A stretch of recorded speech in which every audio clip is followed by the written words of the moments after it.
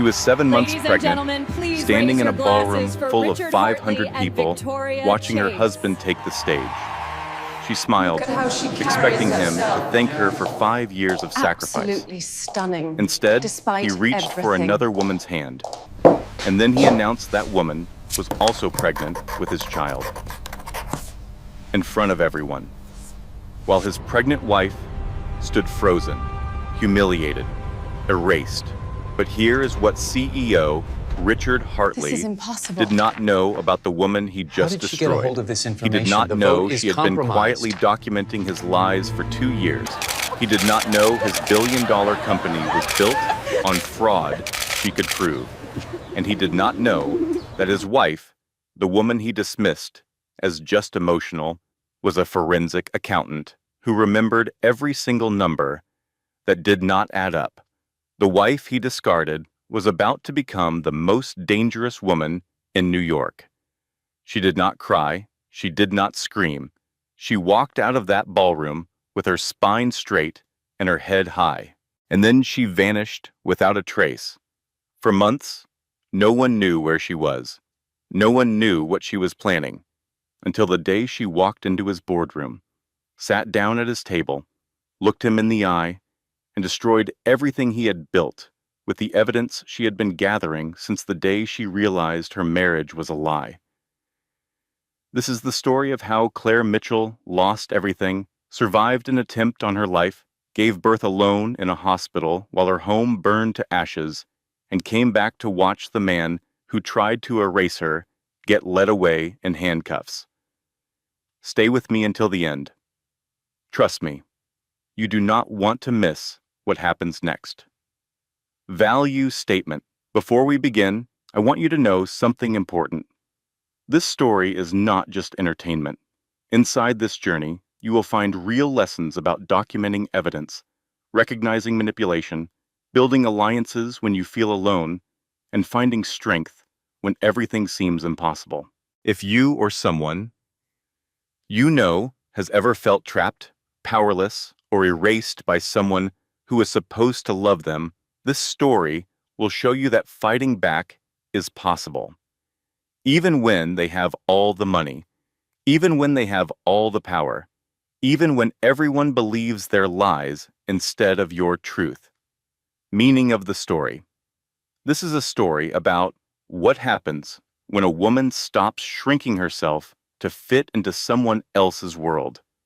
It is about the power of documentation, the power of sisterhood, the power of refusing to be silenced, and most importantly, it is about the truth that the women who win are not the ones who never fall down.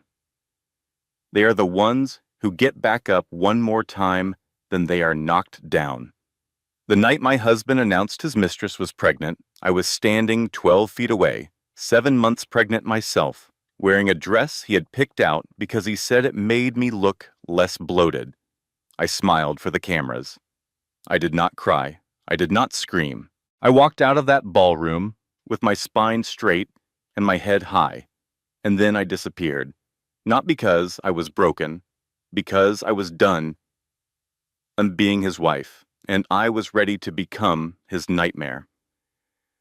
But let me take you back to the beginning of that evening, because you need to understand exactly what happened in that ballroom.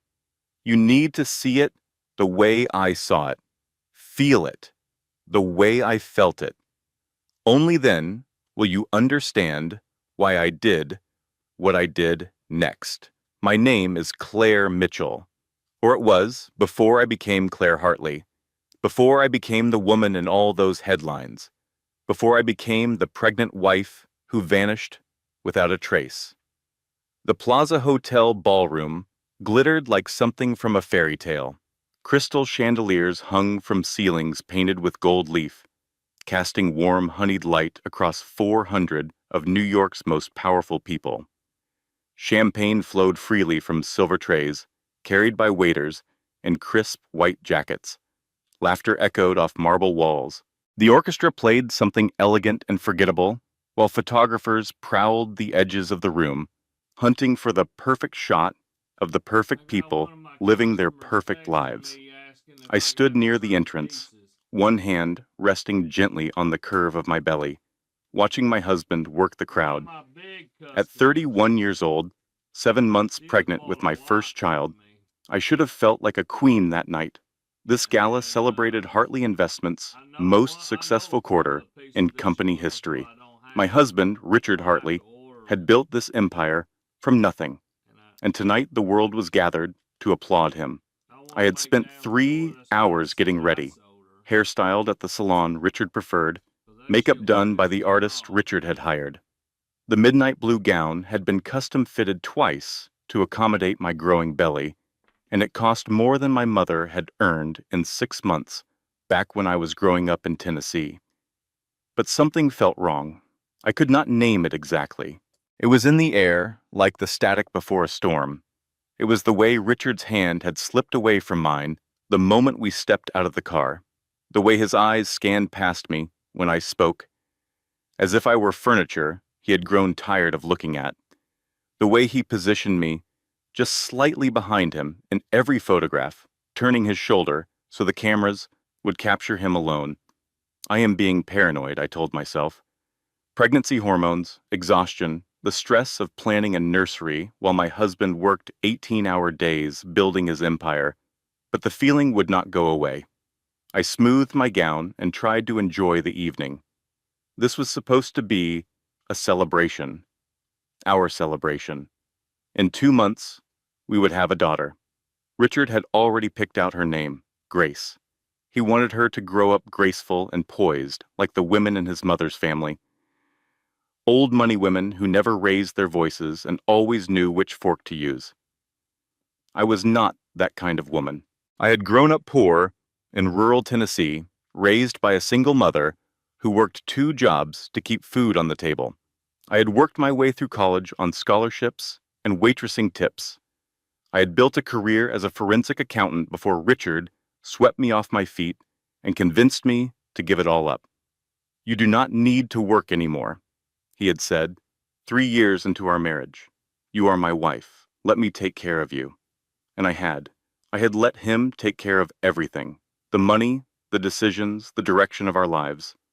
I had shrunk myself down to fit into his world, and I had told myself it was love. An older woman in diamonds approached me with a smile that did not reach her eyes. She was one of those Upper East Side matrons who had been born into money and married more of it, the kind of woman who could make you feel small with a single glance. "Mrs. Hartley," she said, her voice dripping with false sweetness. "What a brave choice attending in your condition." I blinked at her, confused. I said, "I am sorry?" "The dress, dear." She gestured vaguely at my gown. Midnight blue, so bold for a pregnant woman at a work event. Her gaze dropped to my belly with something that looked almost like pity. I suppose some wives feel the need to remind everyone they still exist. Before I could respond, the woman glided away, leaving behind a cloud of expensive perfume and the sharp sting of humiliation. My cheeks burned. I looked around the room, suddenly aware of the glances being exchanged, the whispers hidden behind champagne flutes. People were watching me, not with admiration or even curiosity, but with something else, something that looked almost like anticipation. Something was happening tonight, something everyone knew except me. I wanted to find Richard. I wanted to grab his arm and ask him what was going on, but he was across the room, surrounded by investors and board members, holding court like a king among his subjects. He did not look in my direction, not once. The orchestra stopped playing. Richard took the stage. He looked magnificent up there, I have to admit. Tall and commanding, at 44, with silver temples that gave him an air of distinguished authority. He had the kind of presence that made people lean forward when he spoke, the kind of confidence that filled a room and left no space for doubt. I had fallen in love with that confidence once. It had felt like safety, like certainty, like finally finding solid ground after years of struggle. This man knew who he was and what he wanted was me. Or so I had believed. Now, Watching him smile for the cameras, I wondered if I had ever really known him at all. Richard spoke into the microphone, his voice warm and practiced. Thank you all for being here tonight. Hartley Investment success belongs to many people. Our brilliant investors who believed in our vision, our dedicated board members who guide our strategy, our incredible team who works tirelessly to deliver results. I smiled, waiting for my moment. Surely he would thank me now. I had spent 5 years supporting this man. I had given up my career for him. I had moved into his world, learned his language, become the wife he wanted me to be. I had stood beside him through every crisis, every setback, every late night when he came home frustrated and took it out on me with sharp words and cold silences. I was carrying his child. Richard's eyes swept the room. They passed over me without stopping, without even a flicker of recognition. But there is one person who deserves special recognition tonight, he continued. One person who has been absolutely essential to everything we have accomplished this year. I straightened my spine, my heart lifted. Finally. Richard extended his hand toward the crowd, but not toward me. He was gesturing to a table near the front of the room, where a woman was already rising from her seat. Victoria Chase, would you join me on the stage? The room seemed to tilt beneath my feet. I watched as a woman glided toward the stage with the confidence of someone who had rehearsed this moment 100 times. She was young, maybe 29 or 30, with dark hair that fell in perfect waves past her shoulders. Her red dress clung to her curves in a way that was designed to draw every eye in the room. She was beautiful in that polished, professional way that certain women cultivate, the kind of beauty that comes from expensive products and careful attention. Victoria Chase, Richard's PR director, the woman who always seemed to be in his office when I called, her voice audible in the background, laughing at something he had said. The woman who touched his arm a little too often at company dinners.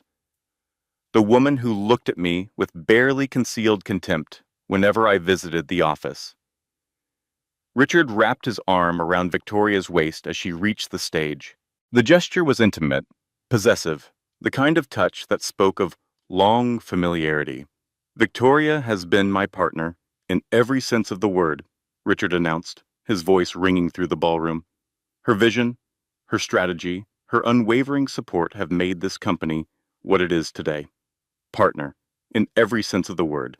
The room was spinning. I reached out and grabbed the edge of a nearby table to steady myself.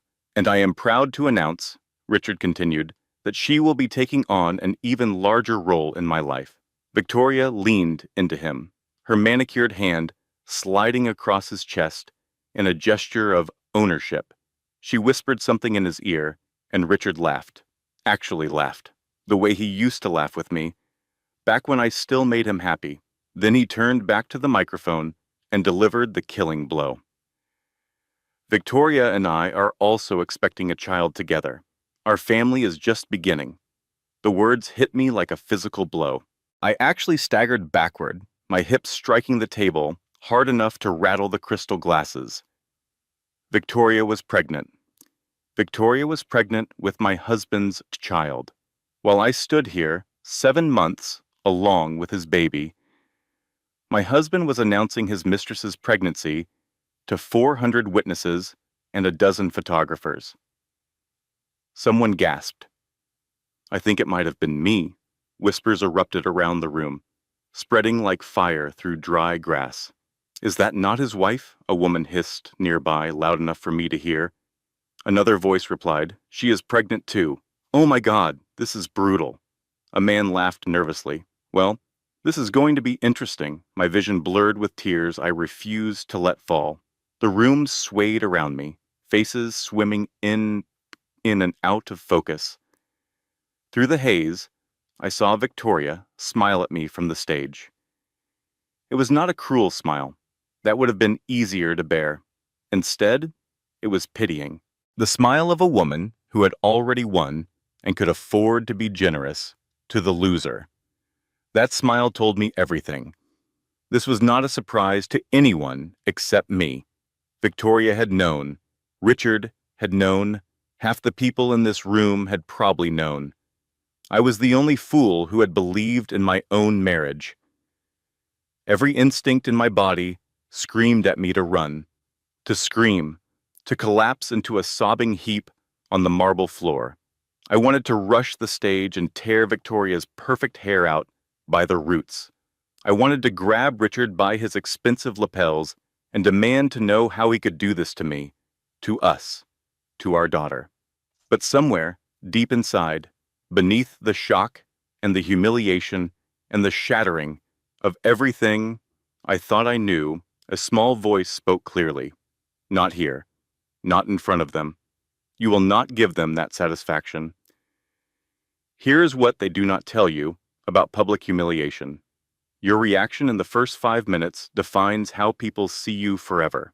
Cry and you are the victim. Scream and you are the crazy wife. Collapse and you are weak. But walk out with dignity and you become a mystery. And mysteries have power. I did not know that consciously. Not yet. But some survival instinct, buried deep in my bones, knew it. And that instinct saved me. I straightened my spine. I removed my hand from my belly. I lifted my chin and arranged my face into something that might have passed for calm indifference. And with all the dignity I could summon, I turned and walked toward the exit. My heels clicked against the marble floor. Each step felt like walking through broken glass, but I kept moving. I felt 400 pairs of eyes on my back. I heard the whispers following me like a wave, but I did not run. I did not cry. I did not stumble. Behind me, Richard's voice continued his speech. He was thanking the board now, thanking the investors, thanking everyone in the room except the woman who had given him 5 years of her life. He never called my name. He never even looked. I made it through the ballroom doors.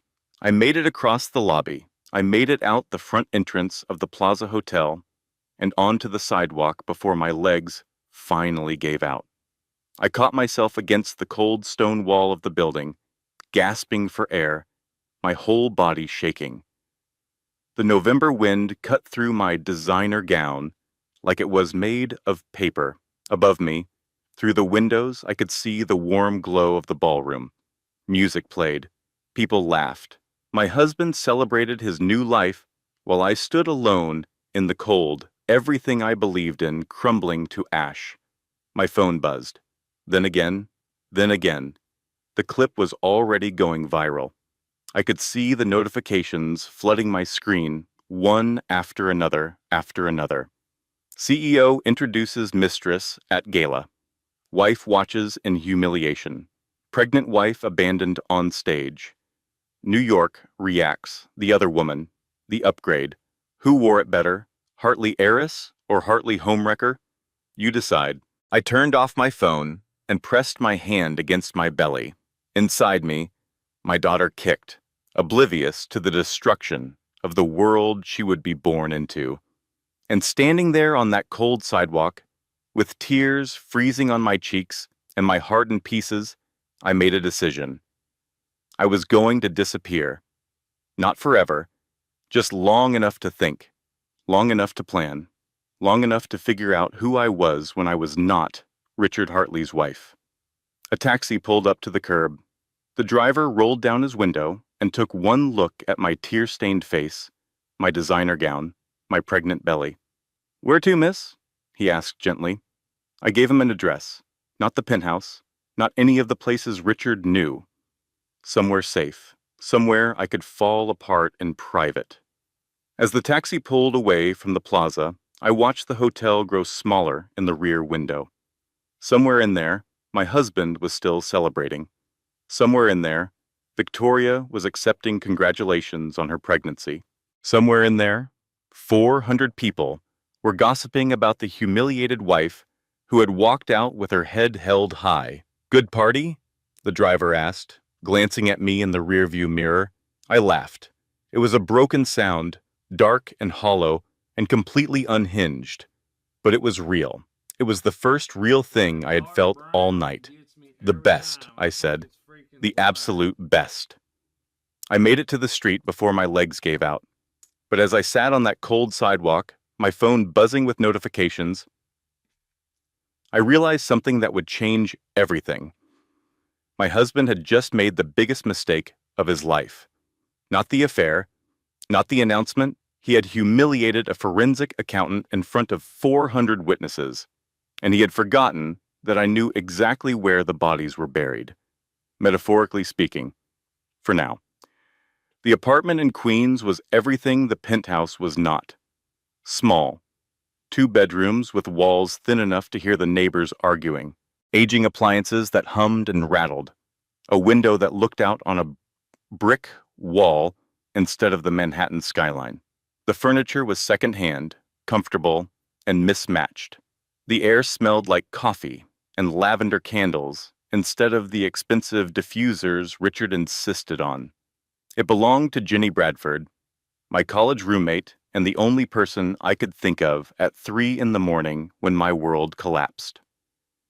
Jenny had answered on the first ring. She had not asked questions. She had not demanded explanations or offered empty reassurances. She had simply said, "I am putting fresh sheets on the bed. The door will be unlocked." "Do you remember the address?" I remembered. I had not been to Jenny's apartment in over 2 years. Richard did not approve of her. He said she was a bad influence, too loud, too opinionated, too working class for the circles we moved in now. Gradually, visit by visit, phone call by phone call, I had let that friendship fade. But Jenny had answered on the first ring, at 3 in the morning, without hesitation. Now I sat on her couch, wrapped in a blanket that smelled like fabric softener instead of dry cleaning chemicals. A mug of tea, cooling in my hands. I had been there for 6 hours. I had not slept. I was not sure I would ever sleep again. Every time I closed my eyes, I saw it. Richard's hand and reaching past me, Victoria's triumphant smile, the whispers spreading through the crowd like poison. Jenny emerged from her tiny kitchen carrying a plate of toast with butter and jam. She was wearing flannel pajama pants and an old college sweatshirt, her hair pulled back in a messy bun. She looked exactly the same as she had 10 years ago, when we were roommates, surviving on ramen noodles and dreams. She sat down beside me and held out the plate. "You need to eat something," she said, "for the baby." I stared at the toast like it was a foreign object. The thought of eating made my stomach turn.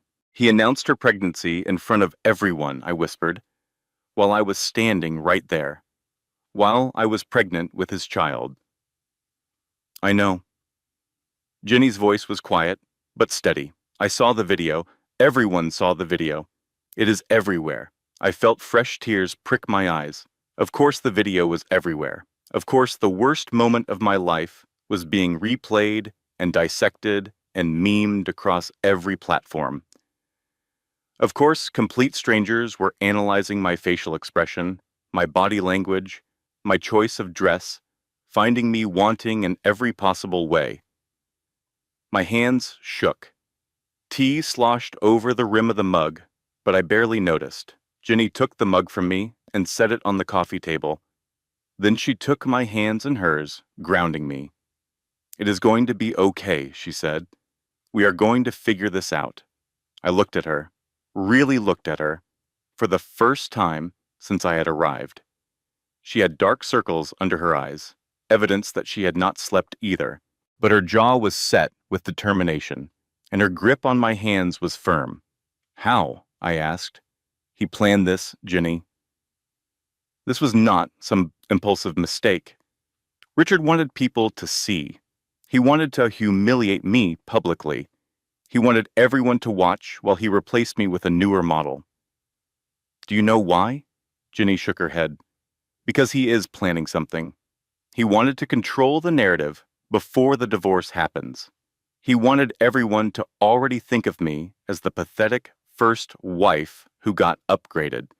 He wanted to make me look small and insignificant so that when we go to court, no one will take my side. The words hurt to say out loud, but once I started, I could not stop. I gave him 5 years. I gave up my career. I moved into his world. I learned how to smile for cameras and make small talk with people who looked down on me. I learned which designers to wear and which charities to support and which opinions to have. I learned how to be the perfect CEO's wife. My voice cracked. I thought we were building something together. I thought when the baby came, things would be different. I thought he loved me. Jenny handed me a box of tissues. Men like Richard do not know how to love, she said quietly. They know how to acquire. They know how to possess. They know how to display. But actual love? That requires seeing another person as a real human being, not just an accessory to their success. I blew my nose and tried to get myself under control. Jenny held up the sweatpants she had dug out of her dresser. These have an elastic waist. Do not judge me. I almost smiled. I am 7 months pregnant. Elastic waist is my religion now. It was a small moment, but it helped. Sometimes humor is the only thing that keeps you from drowning. I had always wanted a family. Growing up in rural Tennessee, watching my mother work herself to exhaustion just to keep us fed, I had dreamed of creating something different, something stable, something safe. A home filled with warmth and bedtime stories, and the kind of love that did not disappear when things got hard. My father had left before I was born. I never even saw a photograph of him. My mother refused to talk about him, and eventually I stopped asking. I learned early that some questions do not have answers, and some people do not deserve the energy it takes to wonder about them. But I had always wondered, what would it feel like to have a real family? A partner who showed up? A home that was actually safe? Richard had seemed like the answer to that dream. I met him at a financial conference when I was 26. I was presenting research on fraud detection patterns, and he was in the audience. This distinguished older man who asked intelligent questions and looked at me like I was the most fascinating person in the room. He was 40, successful, confident, everything I was not. He swept me into a whirlwind romance filled with roses and rooftop dinners and promises whispered under the Manhattan skyline. "You are my muse," he told me on our 3rd date, "my reason to believe in love again." I should have known it was too perfect, but I was young and naive and so desperately hungry for the stability I had never known. 3 years into our marriage, Richard convinced me to quit my job. "You do not need to work anymore," he said. "You are my wife. Let me take care of you. I want you to be able to focus on us, on our home, on starting a family." It had sounded romantic at the time. Now I understood it for what it really was: isolation, control, making me dependent so I could not leave. Jenny asked quietly, "When did you first suspect?" I closed my eyes and thought about it. I did not want to see it, I admitted. There were signs. So many signs. Late nights at the office that did not add up. Business trips where he was unreachable for days at a time. The way he started criticizing everything I did. My cooking was not good enough. My dress choices were wrong. My opinions were naive and uninformed. I opened my eyes. He used to make me feel special, like I was the only woman in the world. Then slowly, gradually, he started making me feel like I was not good enough for him, like he was doing me a favor by staying married to me. "That is called gaslighting," Jenny said grimly. "It is a classic abuse tactic." I nodded slowly. I know that now. But when you are living in it, you do not see it. You just keep trying harder to be whatever he wants you to be. Here is something I want you to understand about people like Richard. They do not wake up one day and decide to be cruel. They are charming at first, attentive, everything you ever wanted. The cruelty comes gradually, so slowly that you do not notice it until you are already trapped. They make you doubt your own perceptions. They make you feel crazy for questioning them. And by the time you realize what is happening, you have given up everything that made you strong. There was something else, something I had not told anyone. I started keeping a journal, I said slowly. About a year ago, Jenny leaned forward. What kind of journal? I was not planning it as evidence or anything like that. I just started writing down things Richard said when they did not match what he had said before. A meeting that was supposed to be on Tuesday, but he later said was Thursday. A client dinner that turned into a solo business trip. Numbers he mentioned about company performance that did not align with what I remembered him saying the month before. Why? Because I thought I was going crazy. I thought my memory was failing. He kept telling me I was wrong about things I was certain I had heard correctly. So I started writing everything down just to prove to myself that I was not losing my mind. When you live with someone who lies, you learn to listen differently. You hear the gaps between their words, the hesitations, the small inconsistencies that most people would miss. When you live with deception long enough, you become a detective without meaning to. Jenny's eyes were wide.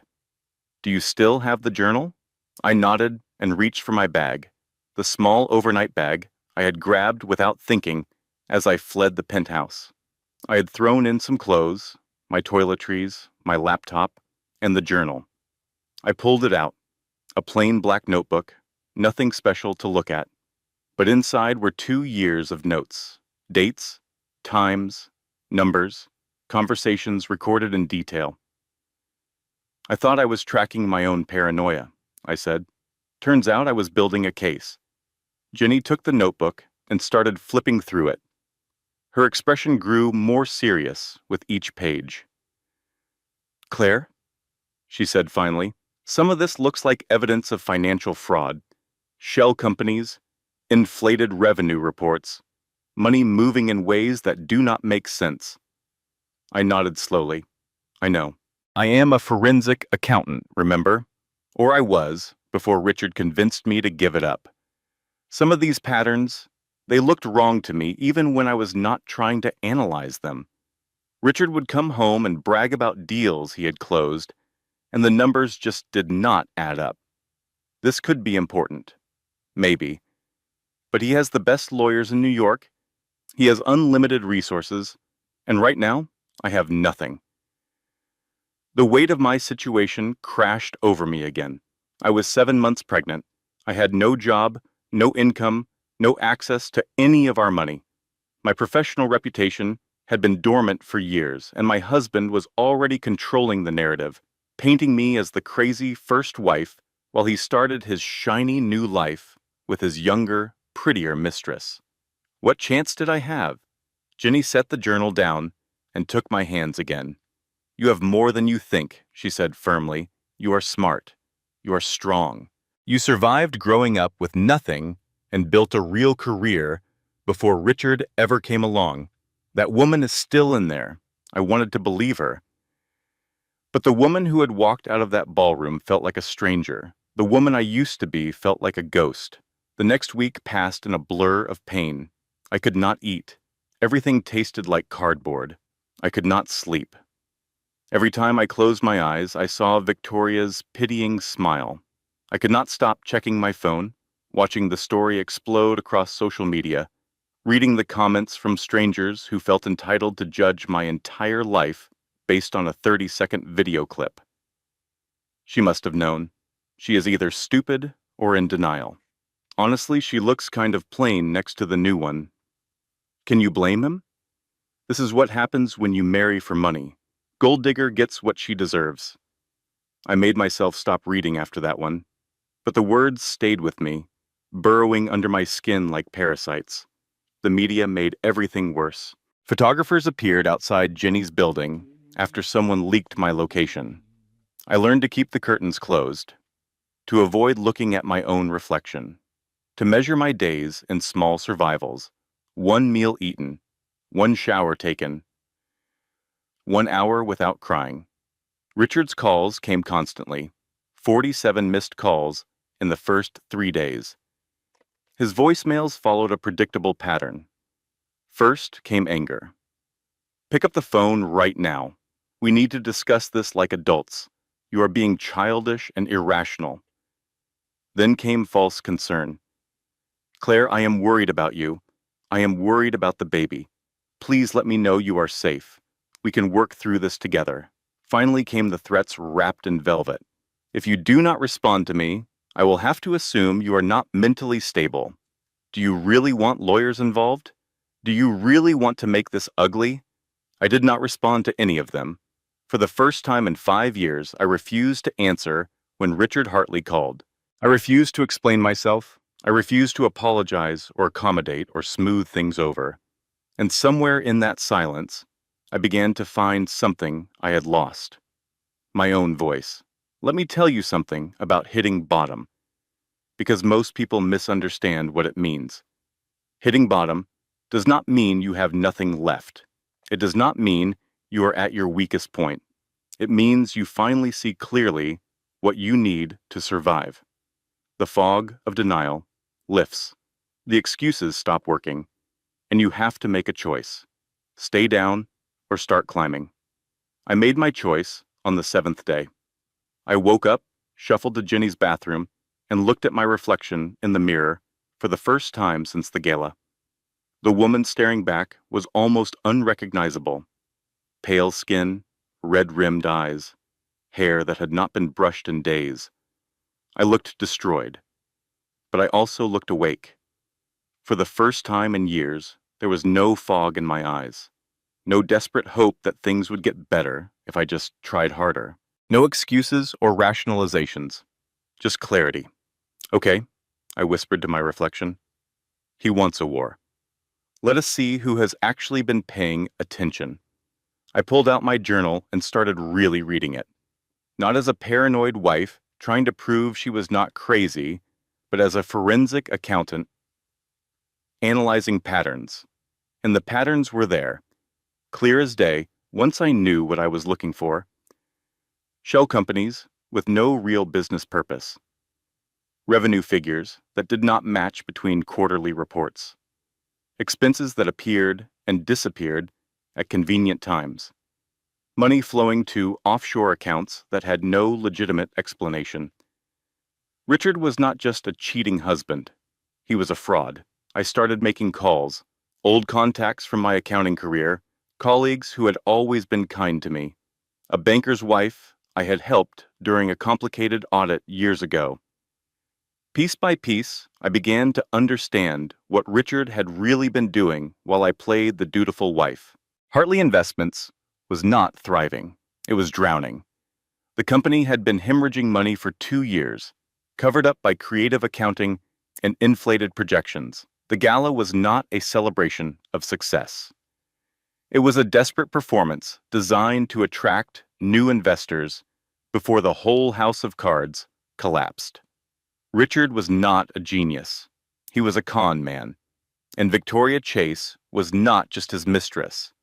According to the whispers I was starting to hear, Victoria was the one actually running the schemes. She had positioned herself as indispensable, feeding Richard's ego while quietly building her own power base within the company. The picture was getting clearer every day. Richard had humiliated me publicly to control the divorce narrative, yes, but there was more to it than that.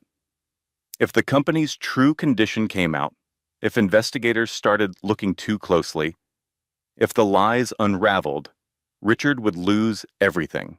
He needed me discredited before I could start asking questions. Too bad for him. I had already been asking questions for 2 years. Jenny found me that evening, surrounded by papers, my journal open, a legal pad filled with notes and diagrams. "What are you doing?" she asked, staring at the chaos spread across her kitchen table. I looked up, and something new flickered in my eyes, something that had been dormant for years. "I am figuring out what he has really been hiding," I said. and then I am going to make him pay for every single lie. Ginny stared at me for a long moment. Then a slow smile spread across her face. "There she is," she said. "I was wondering when you would come back." By morning, I had 3 things: a list of accounts that should not exist, a timeline of lies my husband had told, and a plan. I was going to need help, professional help, and I knew exactly who to call. What I did not know was that someone was already watching me. Someone who had been waiting for this moment for 15 years. 2 weeks after the gala, I sat in a sleek conference room in Midtown Manhattan, facing a man who promised to change everything. David Newman came highly recommended. Ginny's cousin knew someone who had used him in a difficult divorce, and the word was that he was one of the best, a specialist in protecting women against powerful husbands, a bulldog in negotiations, the kind of lawyer who made billionaires nervous. He was handsome in that polished professional way that certain lawyers cultivate. Early 40s, with salt and pepper hair and kind eyes that crinkled at the corners when he smiled. His office was impressive, without being ostentatious, filled with leather-bound books and tasteful artwork. Everything about him was designed to inspire confidence. "Mrs. Mitchell," he said, using my maiden name as I had requested, "I have reviewed everything you shared. Your husband's public humiliation of you at the gala, combined with the documentation you have been keeping, gives us significant leverage." I leaned forward in my chair. "What kind of leverage?" "Enough to negotiate a substantial settlement. He embarrassed you in front of witnesses and cameras. Any judge will see that as deliberate, emotional cruelty. Add in the pregnancy, and we have a compelling case for significant alimony and child support." It sounded good, too good, but I had learned to be suspicious of things that seemed easy. The last few years with Richard had taught me that. "What about his company?" I asked. "The financial problems I mentioned?" David's expression sharpened with interest. He leaned forward slightly. "What exactly do you know about that?" I pulled out my journal and walked him through what I had discovered. The shell companies with no clear business purpose. The revenue figures that did not match between different reports. The offshore accounts that had no legitimate explanation. I showed him my notes about the patterns I had identified, the timeline of inconsistencies, the questions that Richard had never been able to answer when I asked them. David listened intently, occasionally making notes on a legal pad. When I finished, he sat back in his chair and looked at me with something like admiration. "This is remarkable," he said. "You have essentially conducted preliminary forensic accounting without any professional training." "I have professional training. I was a forensic accountant before I got married. I just have not used those skills in a while." David's eyebrows rose. "You were a forensic accountant?" "For 6 years. I quit when Richard and I got married. He wanted me to focus on being his wife." "I see." David made another note. "That changes things. If what you are describing is accurate, we are not just looking at divorce leverage. We are looking at potential fraud charges. That is an entirely different level of strategy." For the first time since the gala, I felt something that might have been hope. "What do we do next?" David set down his pen and met my eyes. "First, I need to verify your documentation. Cross-reference your notes with public filings. See what matches and what does not. Then we approach Richard's lawyers with a settlement offer that reflects the true stakes. If he is smart, he will pay generously to make this go away quietly. And if he is not smart," David's smile turned cold, "then we make his life very uncomfortable. Men like your husband are used to controlling everything. They do not handle it well when they realize someone else has leverage over them." I nodded slowly. The hope was growing stronger now, mixing with something else. Determination, purpose. "Okay," I said, "let us do this." I walked out of that meeting feeling lighter than I had in months. The November sun was actually shining for once, and I tilted my face up to feel its warmth. I caught my reflection in a shop window and did not immediately look away. The woman staring back still looked tired, but there was something new in her eyes, something that had been missing for a long time. I was going to win. That feeling lasted exactly 4 days. I was at Jenny's apartment, organizing my notes for David, when my phone rang. His name flashed on the screen, and I answered eagerly.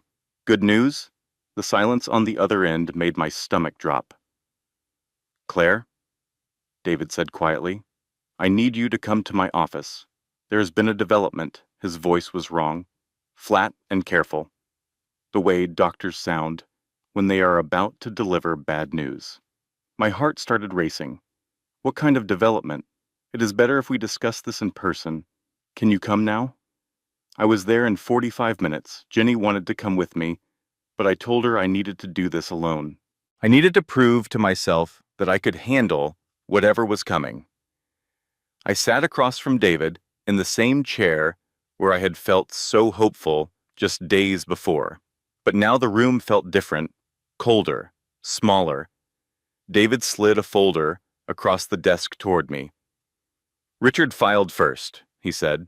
His lawyers submitted paperwork this morning. My mouth went dry. What kind of paperwork? David's expression was carefully neutral. He is demanding a paternity test. He claims there is doubt about whether the baby is his. The words did not make sense. I shook my head, certain I had misheard.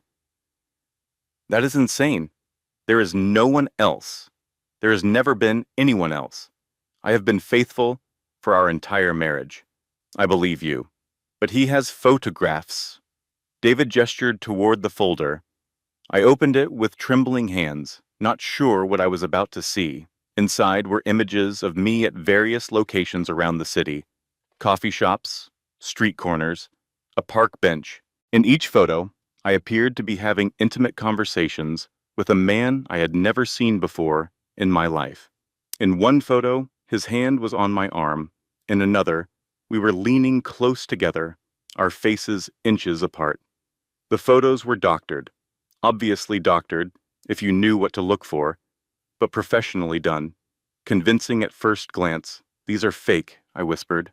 I know, we will prove that. But it takes time and money, and in the meantime, Richard is using them to establish doubt about your credibility. There was more. David showed me the rest of Richard's filing. He was demanding a psychiatric evaluation, claiming I had exhibited erratic behavior throughout our marriage. He had statements from household staff describing mood swings and paranoid accusations. He had testimony from employees at Hartley Investments saying I had called the office repeatedly, demanding to know Richard's whereabouts, behaving jealously and irrationally. None of it was true, but all of it was documented. All of it had signatures and dates and the appearance of legitimacy. And the final blow. Richard had frozen all our joint accounts. I had no access to any money. The credit cards in my name had been canceled. I was completely financially dependent on Jenny's generosity. David's expression was grim. He is not trying to divorce you, he said. He is trying to destroy your credibility, so that when this goes to court, you look like an unstable, unfaithful wife who cannot be trusted with custody of a child. The hope I had been building crumbled around me like a house of cards. What do I do? We fight. It is harder now. It is going to take longer and cost more. But we fight. I nodded slowly, trying to absorb the magnitude of what was happening. Richard was not just a cheating husband. He was a man willing to fabricate evidence, destroy my reputation, and potentially take my child, all to protect himself. I had underestimated him. I would not make that mistake again. Here's what I learned about trust. Verify before you share, check references. Look up their other cases. Ask around. Talk to people who have actually used them, not just people who recommend them. I was so desperate for help that I grabbed the first hand reaching toward me. I did not notice it was holding a knife. If you are ever in a situation like mine, please learn from my mistake. Desperation makes us vulnerable. Slow down. Check everything. The right help is worth waiting for. 1 week after that meeting, the truth came crashing down. My phone rang late at night. An unknown number with a blocked caller ID. I almost did not answer, but something made me pick up. Victoria's voice came through the speaker, smooth as silk and sharp as broken glass. Did you really think I did not know? My blood turned to ice. David has worked for me for 3 months, Victoria continued. Every move you made, every piece of evidence you gathered, I knew about it before you even got home. I could not speak, could not breathe. You are not smart enough for this, Claire. You never were. You were always just a placeholder, keeping Richard's bed warm until something better came along. Enjoy being a single mother with nothing. You have earned it. The line went dead. I sat in the dark, my phone clutched in my hand, feeling the last of my hope drain away. David Newman had been Victoria's spy from the beginning. Every document I had shared with him, every strategy I had discussed, every piece of evidence I had gathered, all of it had gone straight to my enemies. I was alone in Jenny's apartment, staring at the ceiling, and I felt something inside me finally break. Maybe they were right. Maybe I was not strong enough.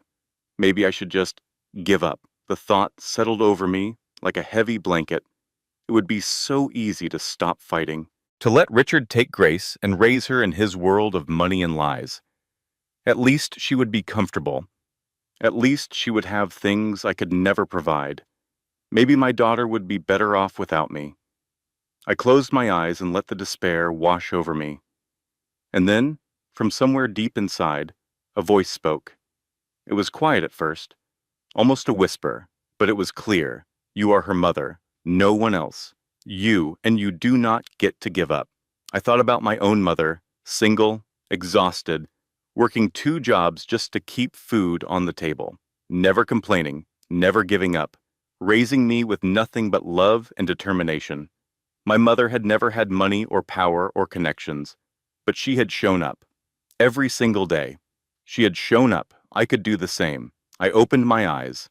The situation was still impossible, but something inside me had shifted. I was not going to win by fighting on Richard's terms. I did not have the money, or the lawyers, or the influence. But I had something else. I had survived. I sat up, ignoring the ache in my body and the weight in my chest. I reached for my phone and started making calls. There had to be someone, somewhere, who could help. Someone Richard had not gotten to. Someone Victoria did not control. And then my phone rang, unknown number, but something made me answer. A woman's voice, calm and measured. My name is Diane Foster. I was Richard Hartley's first wife, and I think it is time we had a conversation. I had been so focused on what Richard took from me that I never thought to ask who else he had destroyed. Turns out, I was not the first woman he had tried to erase, and Diane Foster had been waiting 15 years for someone brave enough or desperate enough to help her burn it all down. What she told me next changed everything. Richard did not just break hearts. He broke laws, and Diane had proof. The coffee shop in Brooklyn was small and warm, a cozy refuge from the November cold. It smelled like fresh pastries and strong coffee, and the conversations around us were just loud enough to provide cover without making it hard to hear. I arrived 15 minutes early. I could not help it. After everything that had happened, after the betrayal by David, I was running on nervous energy and caffeine. I needed to see who was coming before they saw me. I chose a corner booth where I could watch the door, my back against the wall. Old habits from my forensic accounting days. When you spend years looking for fraud, you start to see threats everywhere. Diane Foster arrived exactly on time. She was not what I expected. I had imagined someone bitter and broken, maybe a woman defined by her status as Richard's first wife. Instead, The woman who walked through the door radiated quiet confidence. She was in her late 50s, with silver hair cut in a sophisticated bob that framed her face perfectly. She wore a simple black sweater and gray slacks, expensive but understated. Her posture was impeccable, and she moved through the crowded coffee shop with the ease of someone who had nothing left to prove. She spotted me immediately and made her way to my table. "Claire Mitchell?" I nodded. "Mrs. Foster? Call me Diane." She slid into the booth across from me and studied my face for a long moment, her eyes sharp and assessing. "You have that look," she said finally. "What look? The how did I marry a monster look?" She smiled slightly. "I had it for 3 years after my divorce. It fades." She paused. "The rage does not." Something in me relaxed slightly. Here was someone who understood, someone who had been where I was. Diane ordered coffee and then leaned forward, her expression turning serious. "I have been watching you since the gala," she said. "I saw what happened. I have been waiting to see what you would do next. Watching me? Why? Because 15 years ago, I was you. Young. Pregnant. Believing I had married the love of my life. And then I discovered who Richard Hartley really was. She told me her story, and it was like listening to my own life played back with different names and dates. Diane had met Richard when she was 22. He was 30, already successful, impossibly charming. He swept her off her feet with flowers and fancy dinners and promises of forever. "He made me feel like I was the only woman in the world," Diane said. "Like everything in his life had been leading to me. I had never felt that special before. I thought I was the luckiest woman alive. The early years were good, great even. Richard was attentive and generous. He supported her career, encouraged her dreams. They bought a beautiful apartment and started planning their future. Then things changed. It happened gradually," Diane explained. "So slowly I did not notice until I was already trapped. Small criticisms about my appearance, my opinions, my friends. He would tell me I was too sensitive when I got upset. He would apologize beautifully, make me feel like the problem was my perception, not his behavior. The isolation came next. He did not forbid her from seeing friends and family. That would have been too obvious. Instead, he made it difficult. He would schedule important events on the same nights she had plans. He would sulk when she spent time with people he did not approve of. He would suggest, gently, that certain friends were not good influences, that her family did not really understand their life. By the time I realized what was happening, I had no one left, Diane said. Just Richard. And Richard had already found someone new. Victoria? Diane shook her head. No. Victoria came later. Richard's first mistress was a woman named Sarah, his secretary, the classic cliché. He left me for her. When I was 7 months pregnant, I stared at her. "You were pregnant?" "I lost the baby 3 weeks after he left. The stress," the doctors said. "My body just could not handle it." Her voice was steady, but I could see the old pain behind her eyes. 15 years had dulled it, but it had not erased it. What happened after that?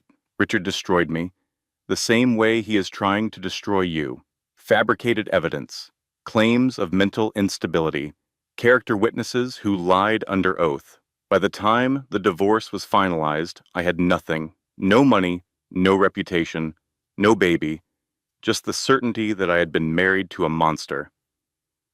How did you survive? 1 day at a time, 1 hour at a time, sometimes 1 minute at a time. I worked retail jobs. I lived in a studio apartment barely bigger than a closet. I rebuilt myself from nothing. She smiled slightly, and I watched, I documented, I waited. Waited for what? For someone like you. She leaned forward. Someone with standing. someone with evidence, someone the media would believe. You see, I learned something important during my marriage to Richard. I learned where to look for the bodies. My heart was racing. What do you mean? Richard is not as smart as he thinks he is. He never was. He built Hartley Investments on his father's money and his own charm. But the actual work, the financial manipulation, the fraud, that requires someone else, someone who understands the details. Victoria. Exactly. Victoria is not just his mistress. She is his accomplice. She is the one actually running the schemes, while Richard plays the role of successful CEO. He signs whatever she puts in front of him because he is too arrogant and too lazy to understand what he is signing. Diane reached into her bag and pulled out a thick folder. I have been collecting documentation for 15 years. Tax records, corporate filings, suspicious transactions. Alone, it was not enough to prove anything. It was just the bitter accusations of a discarded first wife. She slid the folder across the table to me. But combined with what you have seen, combined with your notes, combined with your training as a forensic accountant, I think we might finally have enough. I opened the folder with trembling hands. Inside were copies of documents I had never seen before, financial records, email printouts, corporate registrations for shell companies. The patterns were there, the same patterns I had noticed in my journal. But Diane's documents filled in gaps, connected dots, painted a picture that was finally starting to make sense. Here is something I learned about fighting someone more powerful than you. You cannot match their resources. You have to match their weaknesses. Richard's weakness was pride. He could not imagine that the women he discarded would ever compare notes. He could not imagine we would help each other. That blindness, that arrogance, was why we were going to win. There is someone else you should meet, Diane said. Her name is Teresa Reynolds. She used to work for Hartley Investments as an accountant. She was fired 2 years ago after she started asking questions about certain transactions. What kind of questions? The kind that could have exposed everything. Richard had her terminated immediately. They destroyed her professional reputation, said she was incompetent, that she had been making errors. But she was not. She was getting too close to the truth. Diane's expression hardened. She has been living in fear ever since, too scared to come forward alone. But together, the three of us, we might finally be able to take Richard down. I met Teresa Reynolds 3 days later. She was a small woman in her mid-40s, with tired eyes and nervous hands that could not stop moving. She met us at Diane's apartment, constantly checking over her shoulder, like she expected Richard's lawyers to burst through the door at any moment. I knew something was wrong, Teresa explained, her voice barely above a whisper. The numbers did not add up. Revenue figures that did not match between quarterly reports. Expenses that appeared and disappeared. Money moving to accounts that had no clear business purpose. What did you do? I documented everything. I made copies. I thought about going to the authorities, but before I could decide, I was called into HR. They said I was being terminated for poor performance. They said I had made critical errors that cost the company money. They said they would ruin me if I ever talked about what I had seen. She pulled a folder from her bag. I was scared to use these alone, she said, but I kept them, just in case. Inside were detailed financial records, transaction logs, account numbers, the kind of documentation that could send people to prison. Teresa, I said slowly. This is incredible. It is not enough by itself. But with what Diane has, and with your notes, and with your expertise as a forensic accountant. She looked at me with desperate hope. Maybe together we can finally make someone listen. The three of us spent the next 3 weeks building a case. We met at Diane's apartment, where the doorman knew to keep our visits private. We spread documents across her dining room table and traced money through maze after maze of shell companies. We cross-referenced dates and amounts and account numbers until patterns emerged from the chaos. Victoria controlled a shell company that had been registered 6 months before she officially started working at Hartley Investments. Money had been flowing through it ever since, disguised as consulting fees and development costs. Richard's signature was on dozens of documents, authorizing transfers that made no business sense. He had either known what he was signing or had been too negligent to care. Either way, he was liable. The fraud was extensive. Millions of dollars skimmed over years, hidden behind layers of corporate complexity. For the first time since the gala, I was not alone. I had allies. I had evidence. I had a plan, but I also had a deadline. My baby was due in 8 weeks, and Richard's custody motion was scheduled for 6. I was racing against 2 clocks, one biological, one legal, and I was about to learn that Victoria had been racing too, towards something none of us expected. The breakthrough came faster than we expected. Detective Sarah Collins was a no-nonsense woman in her early 40s, with sharp eyes and a reputation for thorough work. She headed the financial crimes unit of the FBI's New York field office, and she had been tracking suspicious activity at Hartley Investments for months. She just had not had enough evidence to move forward. We gave her that evidence. The meeting took place in a secure conference room at the federal building. Detective Collins reviewed our documentation for over 2 hours, occasionally asking questions, mostly just reading in silence. When she finally looked up, her expression was different, interested, engaged. "This is substantial," she said.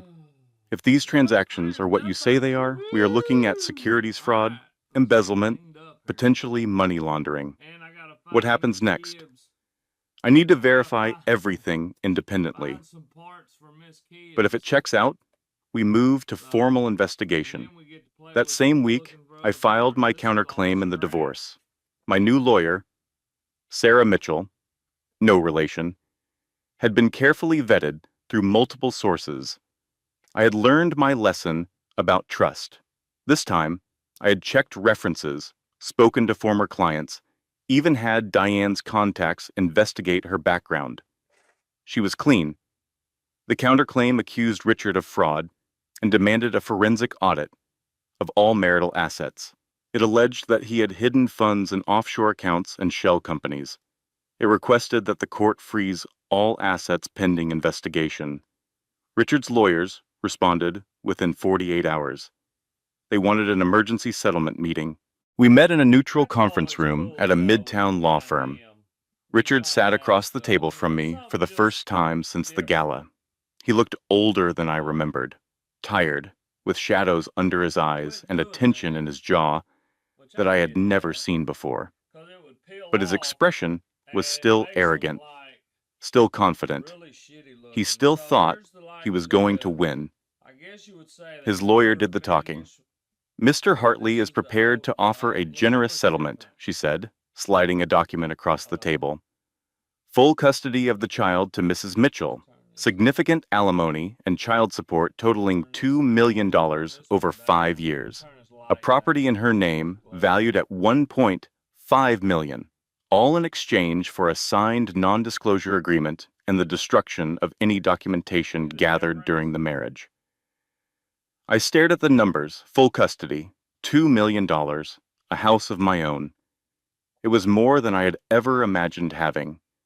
It was enough to start over, to build a real life for me and Grace. It was almost enough. "This offer expires at midnight," the lawyer continued. "We suggest you consider it carefully." My lawyer asked for a recess. In the hallway, she turned to me with serious eyes. "This is a good offer," she said. "Better than good. If you take it, you walk away clean. No trial, no public battle, no risk." "What about the fraud?" The fraud is not your problem. The FBI is investigating. Whether you settle or not, they will continue their work. I thought about it, really thought about it. $2 million was life-changing money.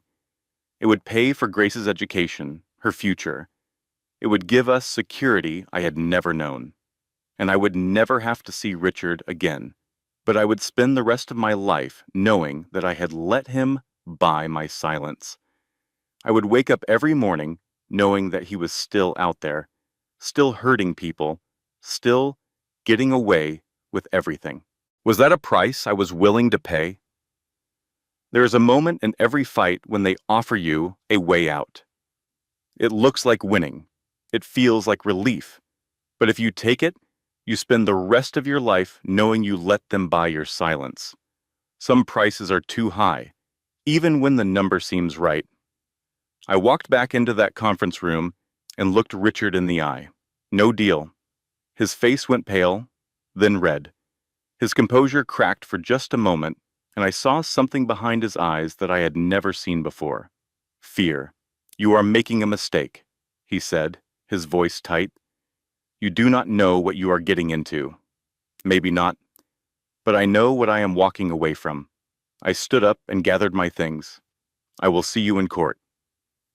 I walked out of that meeting feeling powerful for the first time in months. I had said no to Richard Hartley. I had refused to be bought. I had stood up for myself. I should have known better. The phone call came at 3 in the morning. Jenny's voice, sharp with panic. "Claire, get out of the apartment, now." I was already awake, couldn't sleep, pacing the living room with my hand on my belly. I smelled it before. I understood what was happening. Smoke, acrid and chemical and wrong. The fire moved fast. By the time I reached the door of Jenny's apartment, flames were already climbing the walls in the hallway. The smoke was so thick, I could not see my hand in front of my face. I could not breathe, could not think, could only move. I made it to the fire escape by memory alone. 3 flights of rusted metal stairs, in bare feet, 7 months pregnant, my lungs burning and my body shaking with terror. When I hit the ground, I collapsed onto the cold sidewalk. Firefighters were already arriving, sirens screaming, lights flashing. Someone wrapped a blanket around my shoulders. Someone else was asking if I was okay. I was not okay. Everything I had was in that apartment. My recreated journal, my notes, the backup copies of evidence Teresa had given me, the baby clothes I had been collecting, one small outfit at a time. All of it was burning. The fire marshal would later determine that it was arson. Industrial accelerant, the kind not available to the general public, had been poured in the stairwell and ignited. Someone had done this deliberately. Someone had tried to kill me and my baby. The stress hit my body like a freight train. Standing outside that burning building, watching the last of my hope turn to ash, I felt something wrong. A pain, sharp and insistent, radiating through my abdomen. The paramedics reached me just as my water broke. The ambulance ride was a nightmare of pain and terror. I was only 33 weeks pregnant. Too early, much too early. At the hospital, they rushed me into the delivery room. Doctors spoke in urgent voices. Machines beeped. Someone put an IV in my arm. Someone told me to push. I pushed. I screamed. I prayed to a God I had stopped believing in years ago. And then, after what felt like hours, I heard it. A cry. Thin and reedy, but alive. My daughter was alive. The doctor placed a tiny bundle on my chest. So small, so fragile. Scrunched red face and fingers like flower petals. "She is early, but she is breathing on her own," the doctor said. "We will need to keep her in the NICU for observation, but she is a fighter." I looked down at my daughter through a blur of tears. "Grace," I whispered. "Her name is Grace, because that is what this moment was. Grace in the middle of devastation, light in the darkness, something beautiful born from something terrible. I held my daughter for exactly 12 minutes before the nurses took her away to the NICU. 12 minutes of perfect love, 12 minutes of forgetting everything else. And then reality crashed back in. A man in an expensive suit appeared in my hospital room the next morning. He did not introduce himself. He simply placed papers on my bed. Mrs. Hartley, you have been served. Emergency custody petition. Richard was seeking immediate custody of Grace, citing my homeless status, my lack of financial resources, my mental instability, and my reckless endangerment of our child by living in an unsafe environment that resulted in a fire. He was trying to take my daughter. I held my daughter in that hospital room and made her a promise. I did not promise her I would win. I did not promise her everything would be okay. I promised her something simpler. I would never stop fighting. Not for money, not for revenge, for her. What I did not know was that Victoria had made a mistake in the fire. A small one. But in the coming weeks, that mistake would cost her everything. The sisterhood assembled within 72 hours. Jenny arrived first, of course. She walked into my hospital room with a suitcase full of clothes, a bag of takeout food, and a look of fierce determination that made me want to cry with gratitude. "You are staying with me," she said. No arguments. I already have the guest room set up. And before you say anything about it being dangerous, I have installed a security system, and I am sleeping with a baseball bat next to my bed. I tried to protest. "Jenny, I cannot put you at risk again." She cut me off with a look that reminded me why we had been best friends for over a decade. "Listen to me, Claire Mitchell. Someone just tried to burn you alive. Someone just tried to kill you and your baby. You think I am going to let you face that alone? You think I am going to let them win by making you too scared to accept help?" Her voice cracked slightly. "You are my family. You and Grace. And family does not abandon each other. Not ever." I started crying then. I could not help it. After everything, after the betrayal and the fire and the birth and the custody papers, someone still cared. Someone was still willing to fight for me. Jenny held me while I sobbed. Diane arrived the next day. She walked into my hospital room with a check for $10,000 and a folder full of documents. "The money is not a loan," she said firmly. "It is survival. You can pay me back when Richard is in prison and you have your settlement. Until then, focus on getting better and taking care of Grace." I tried to refuse. It was too much. I could not accept that kind of generosity. Diane cut me off. 15 years ago, I had no one. No money, no support, no hope. I rebuilt my life one day at a time, alone, and it nearly killed me. I swore that if I ever had the chance to help another woman in my situation, I would. So please, let me help. I took the check. Teresa Reynolds arrived last. She looked different from the last time I'd seen her, calmer, more determined. Like the fire had burned away the last of her fear and left something stronger behind. "When you told me to destroy the copies," she said quietly, "I did not listen." She pulled a folder from her bag. I kept backups of everything. Bank records, transaction logs, email chains. I hid them at my mother's house, where no one would think to look. I stared at her. "You kept them? Even after everything? I had a feeling you might need them someday." She met my eyes. I was right. And then, finally, Marcus Webb reached out. Marcus was a board member at Hartley Investments, 62 years old, distinguished, old money. He had been Richard's father's best friend, and according to Diane, he was disgusted by what Richard had become. He called the hospital directly. "Mrs. Mitchell," his voice was formal but kind.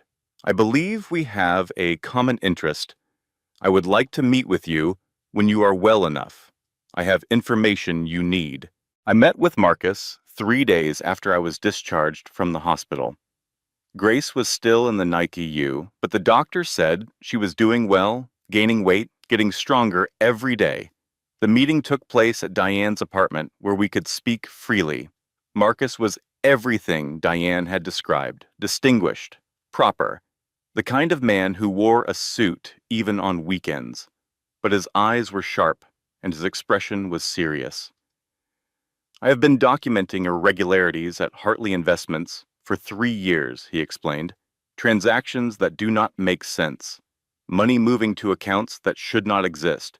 Decisions that benefit no one except Richard and Victoria. Why did you not come forward before? Marcus sighed. Because I could not act alone. Richard has allies on the board.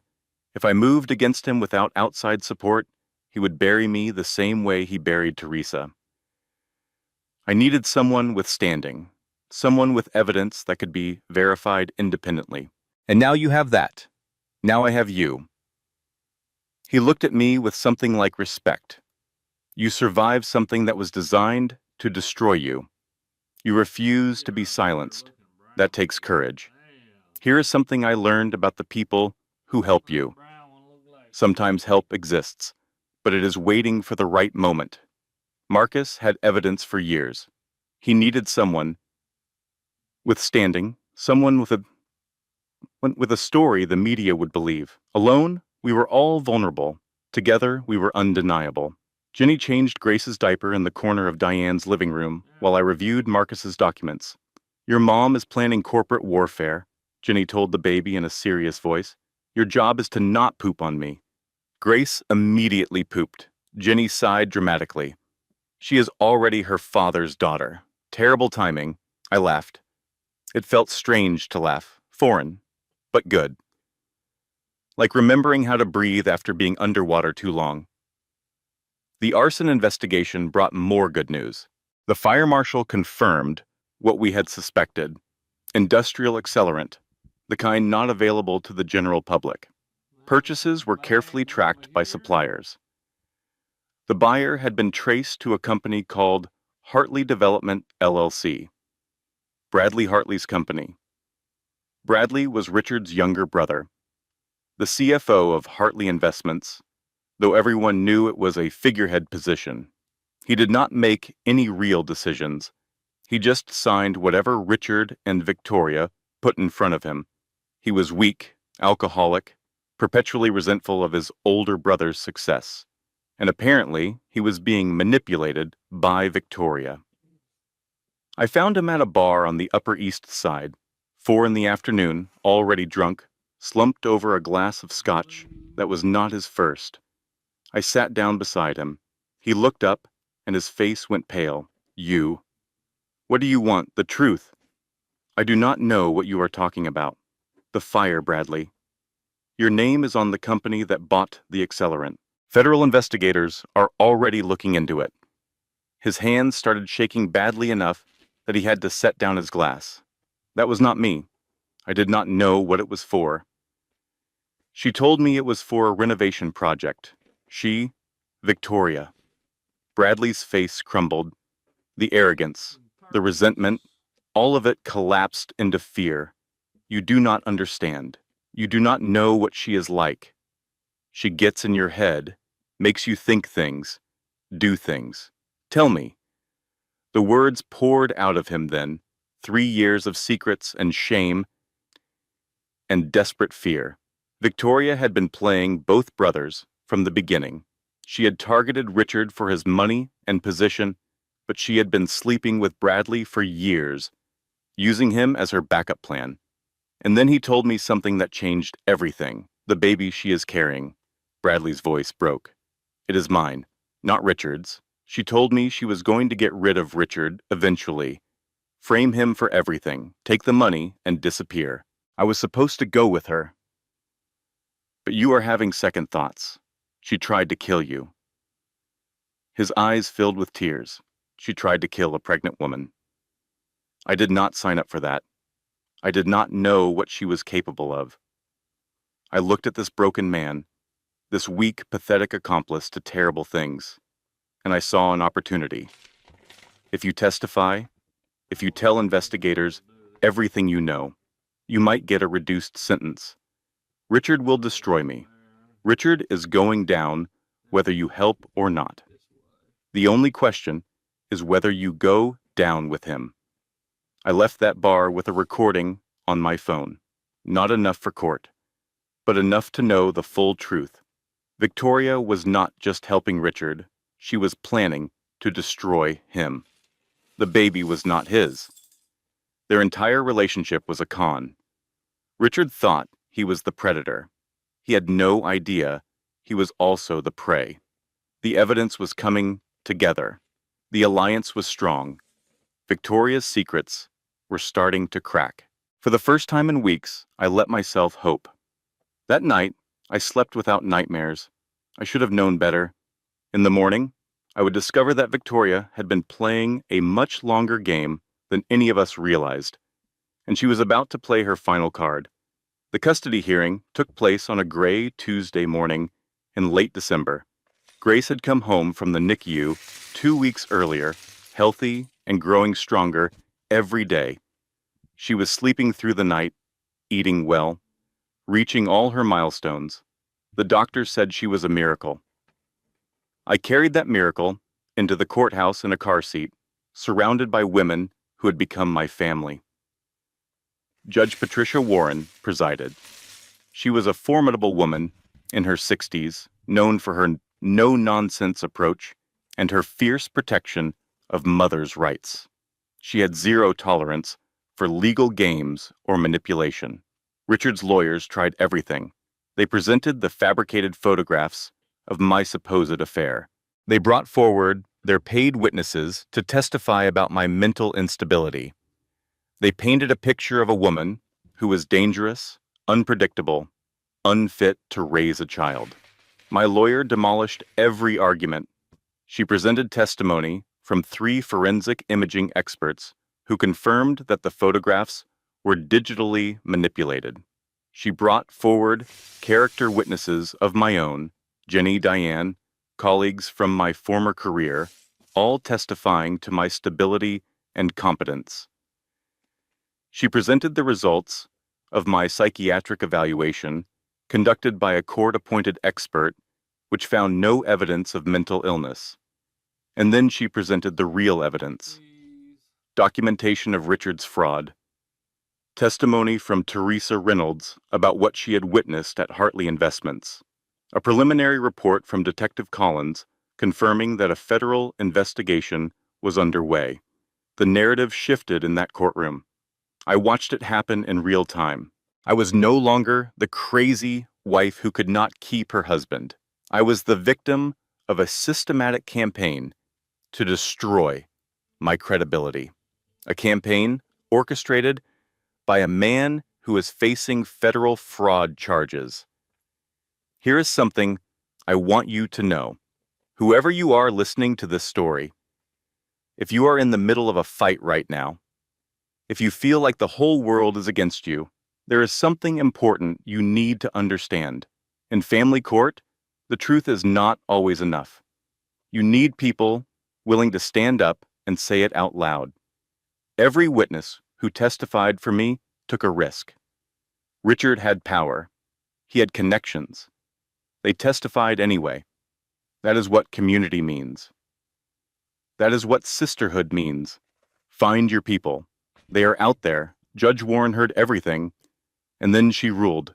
Temporary custody is awarded to the mother. I stopped breathing.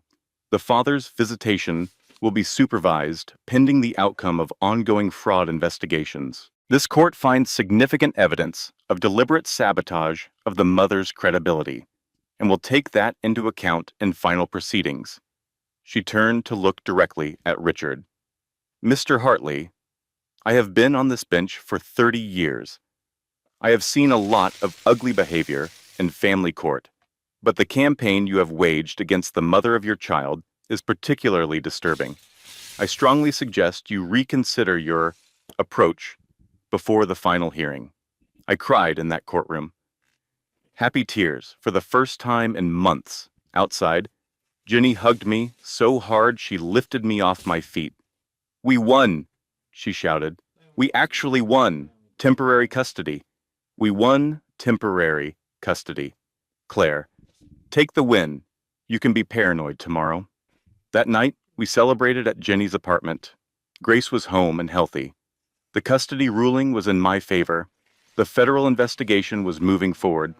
For one evening, everything felt possible. Diane brought champagne. Non-alcoholic for me, but the gesture mattered. "To women who fight back," she toasted, raising her glass. "To women who fight back," we echoed. I allowed myself to relax, to believe, just for a moment, that the worst was over. It was not. The notification hit my phone at midnight. At first, I did not understand what I was seeing. A video had appeared online, going viral across every platform. My face was everywhere. I pressed play with trembling fingers. It was footage of me meeting with Bradley at the bar. But the footage had been edited, cut together with different audio, different context. What had been a confrontation about arson now looked like an intimate conversation, a romantic encounter, an affair. Screenshots of text messages accompanied the video, messages between me and Bradley that had never been sent, declarations of love, plans to meet in secret. I was being framed as a cheating wife, a hypocrite who had accused my husband of infidelity while conducting my own affair. Within hours, the story was everywhere. Richard's lawyers filed an emergency motion the next morning. They cited the new evidence. They demanded the custody ruling be reconsidered. All my credibility was suddenly in question again. But that was not the worst part. The phone call came from Detective Collins at 7 in the morning. "Claire." Her voice was careful. I need you to sit down." "What is it?" "Teresa Reynolds is dead. Found in her apartment last night. The medical examiner says suicide." The phone slipped from my hand. Teresa, who had risked everything to help me. Teresa, who had kept copies of the evidence when I told her to destroy them. Teresa, who had been brave when she had every reason to be afraid. Dead. "She did not kill herself," I whispered. "Victoria killed her. We are looking into it. But officially, there is no evidence of foul play." Of course there was no evidence. Victoria was too smart for that. I sat on Jenny's floor and finally broke. Not just crying, screaming, throwing things. All the grief and rage I had been controlling for months came pouring out like a dam breaking. Jenny held me while I sobbed. "It is over," I gasped. "It is all over. She wins. She always wins." Jenny did not argue. She did not offer empty reassurances. She just held me and let me fall apart. But as the tears slowed, as exhaustion finally took over, I remembered something. Teresa's voice, weeks earlier, quiet and serious. "If anything happens to me, check my mother's address. In the garden." I know it sounds paranoid, but just in case. I had thought she was being overcautious. Now I understood. Teresa had known. She had known what she was getting into, known that she might not survive. And she had planned for the worst. Victoria had killed Teresa. I knew it in my bones. She had killed her, and she would get away with it, and I would lose my daughter, and Richard would win. Everything I had built was crumbling. But as I sat on Jenny's floor, tears drying on my face, I remembered what Teresa had told me, and I realized she had given me one last gift.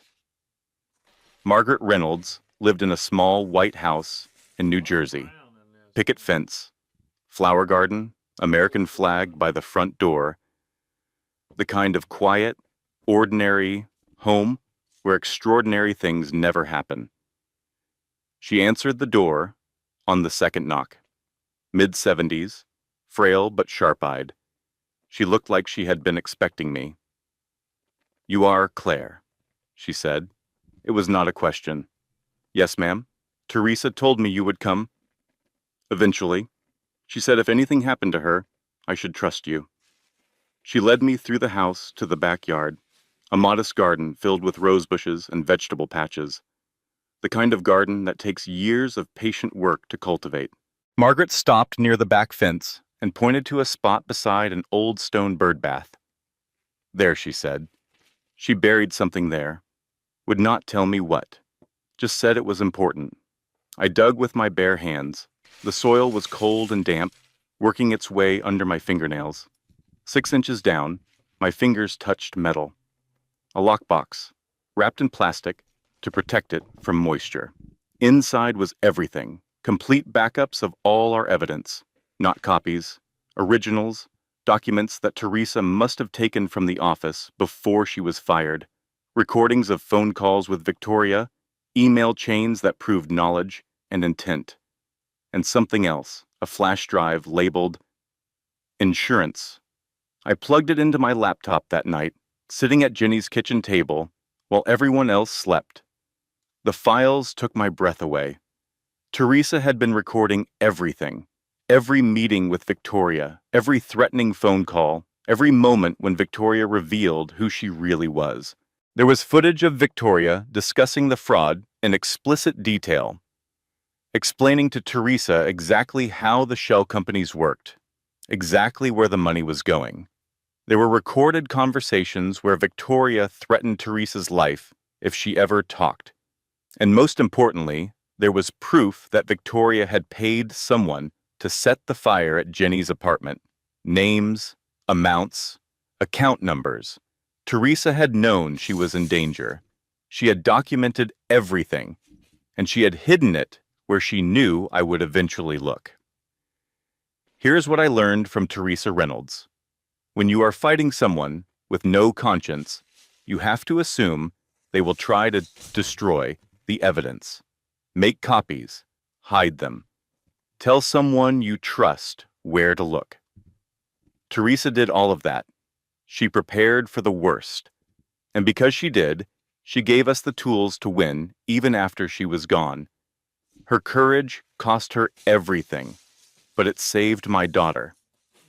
I brought the evidence to Detective Collins the next morning. She reviewed the files for 3 hours, her expression growing more serious with each recording. When she finally looked up, there was something new in her eyes, respect and urgency. This is enough, she said. We are moving to emergency action. Events accelerated after that. Bradley Hartley agreed to full cooperation in exchange for reduced charges. Faced with the evidence from Teresa's files, faced with the reality of prison, his loyalty to Victoria collapsed completely. He provided testimony, documents, recorded phone calls. Everything he had been hiding came pouring out. Victoria's plan became clear. She had been positioning herself to frame Richard for all the fraud, then disappear with millions in embezzled funds.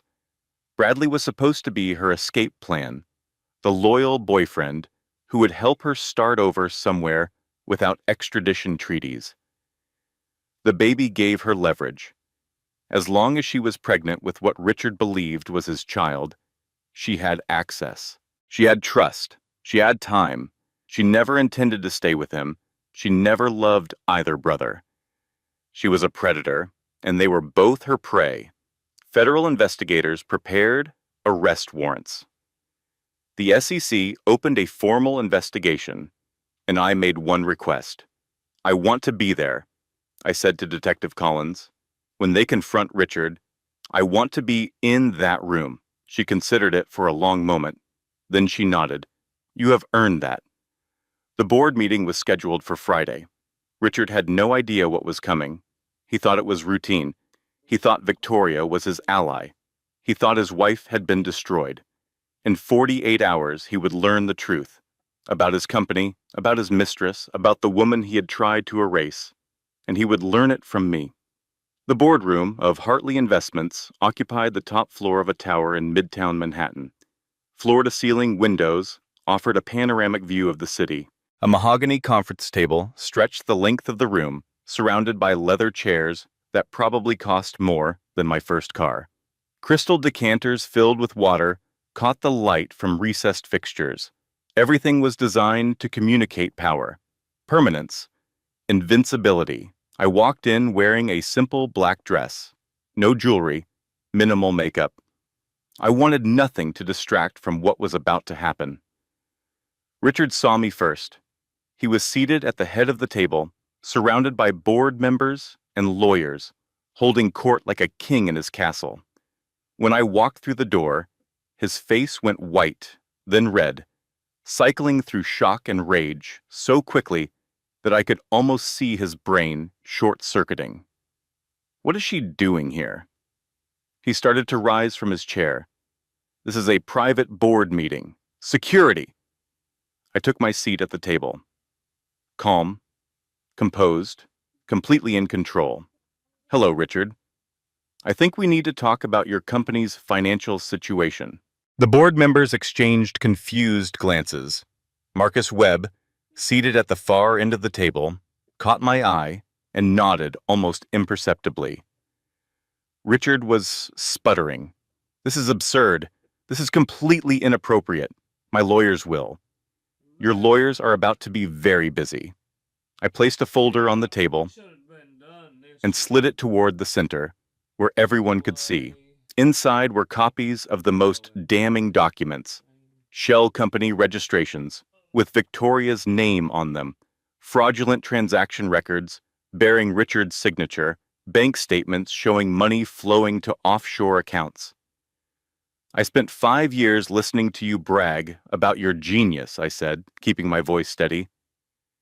You told me about deals you closed, investors you impressed, competitors you destroyed. You thought I was not paying attention because I am emotional, because I am just your wife. I paused. I was taking notes. Every inconsistency, every lie, every number that did not add up. I was a forensic accountant before I met you, Richard. Did you forget that?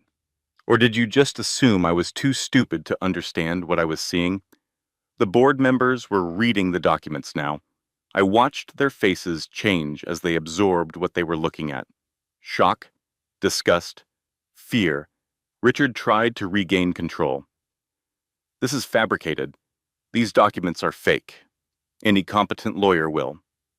Actually, I interrupted, I have documents about you too, Victoria. Victoria had been sitting silently beside Richard, her face carefully neutral. But at my words, her composure cracked, just slightly, just enough. Before you try to play innocent, I continued, I should tell you that Bradley has been cooperating with federal investigators for 2 weeks. He told them everything. Victoria's mask slipped further.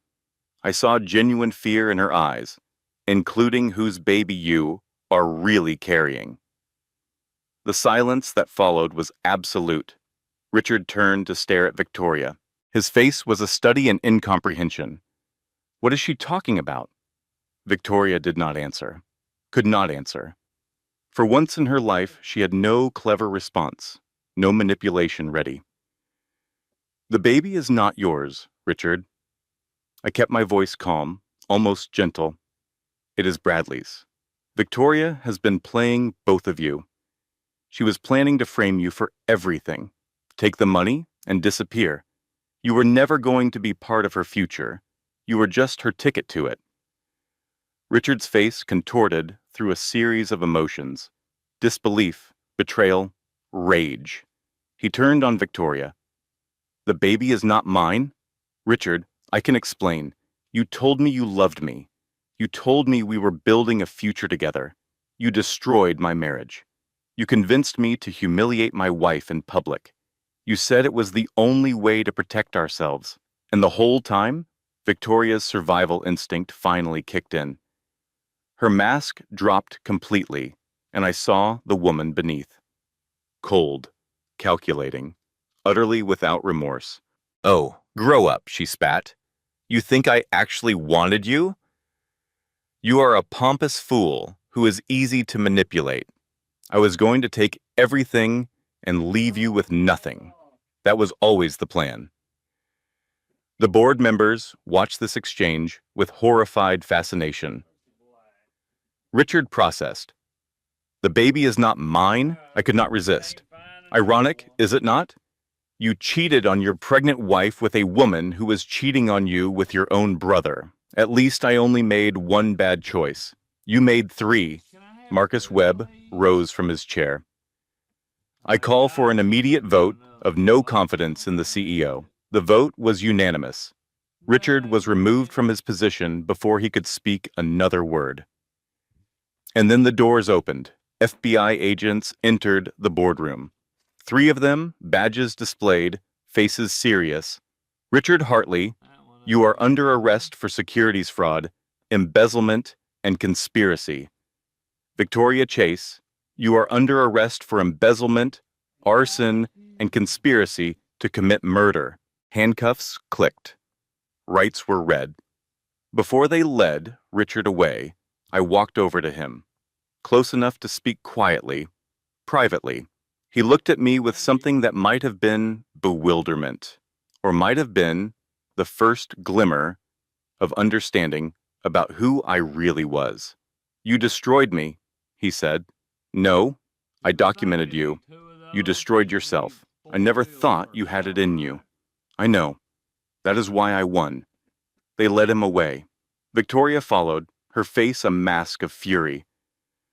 I stood in that boardroom, surrounded by the wreckage of an empire, and felt something I had almost forgotten: peace. Richard was led away in handcuffs. Victoria followed.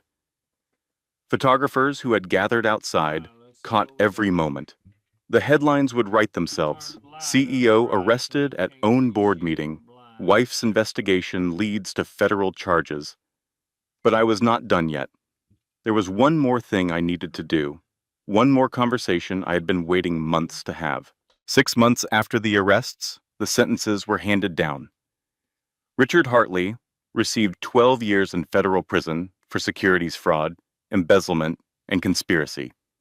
The prosecutor had pushed for the maximum, citing his deliberate cruelty toward his ex-wife and his complete lack of remorse throughout the proceedings. Victoria Chase received 8 years for embezzlement, plus 5 additional years for conspiracy to commit arson. Teresa Reynolds' death remained officially undetermined, but the evidence cast a shadow that would follow Victoria for the rest of her life. Bradley Hartley received 2 years as part of his cooperation agreement. I did not attend his sentencing. I had no strong feelings about Bradley one way or another. He was weak, not evil. He would pay for his weakness. The investors and employees who had been defrauded would not get everything back. That is the hard truth about justice. It does not undo the damage. It does not make everyone whole. It does not bring back the years that were lost or the trust that was broken. But it matters anyway. It matters because the truth came out. It matters because the people who did wrong faced consequences. It matters because every woman who saw those headlines knew that sometimes, if you fight hard enough, you can win. I used the settlement from my civil case to start something new, not billions of dollars.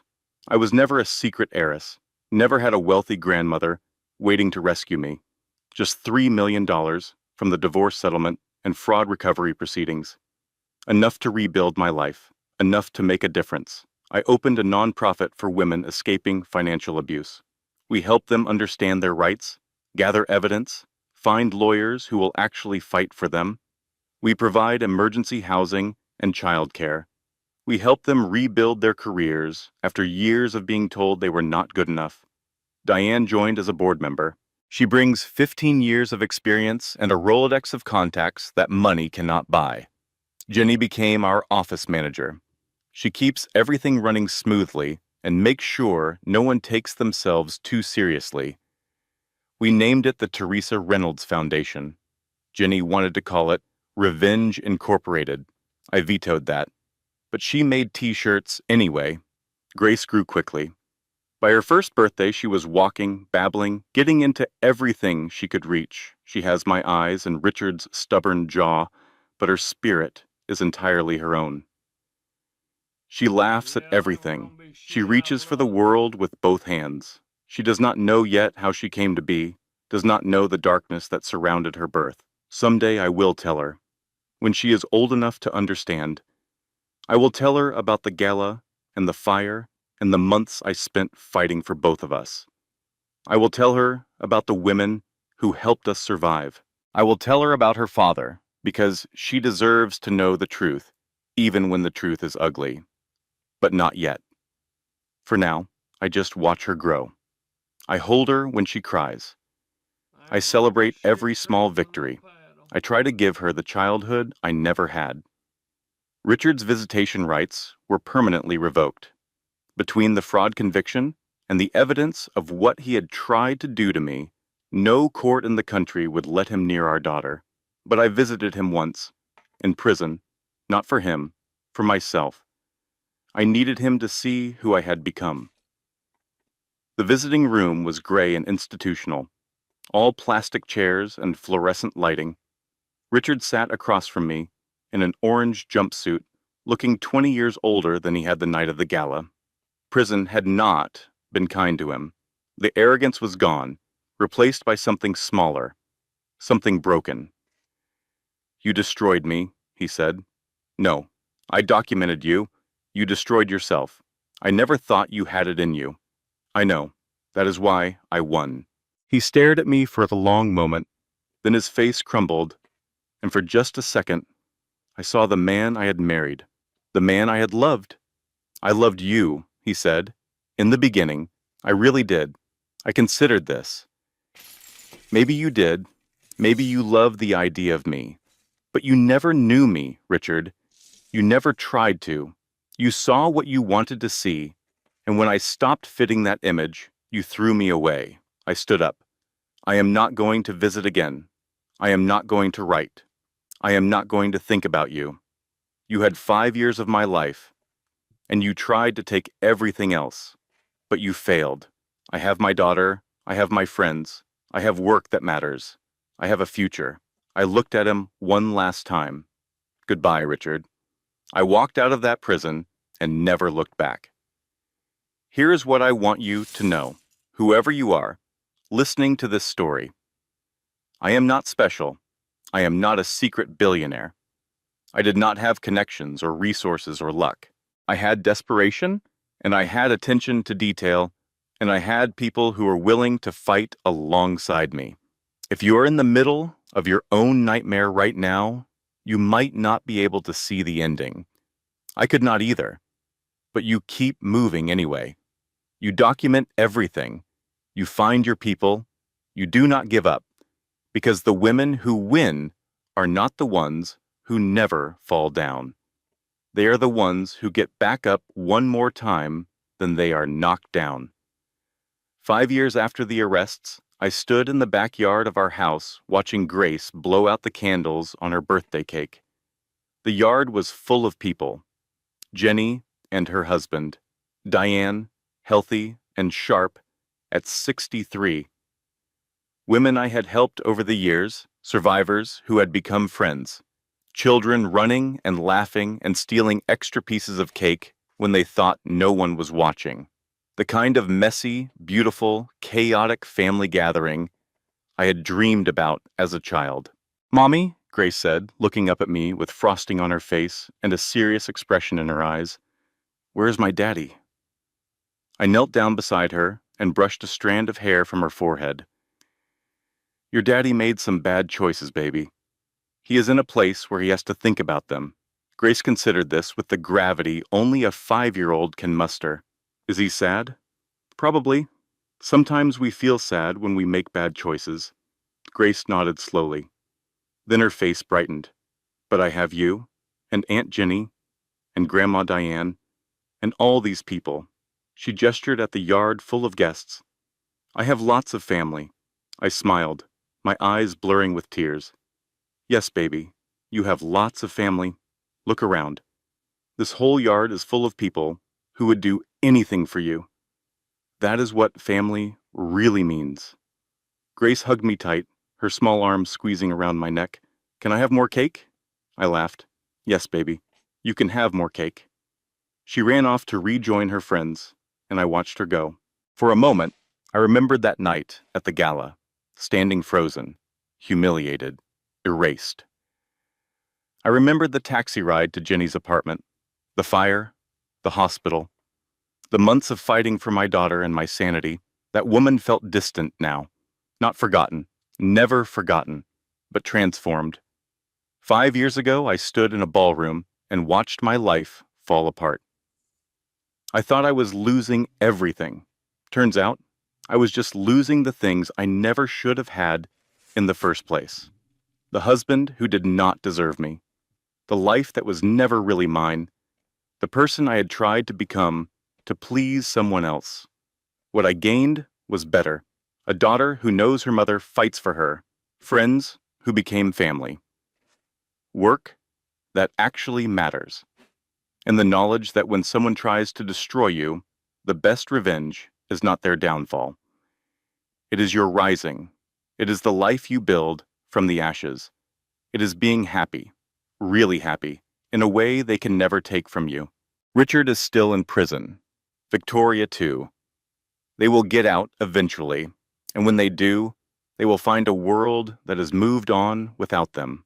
Meanwhile, I will be here, living well, raising my daughter, helping other women find their way out of the dark. Because that is what winning really looks like. Not their destruction, my freedom.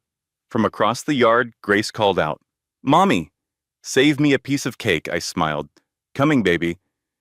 I walked toward my daughter, toward my friends, toward the life I had built from nothing. And I did not look back.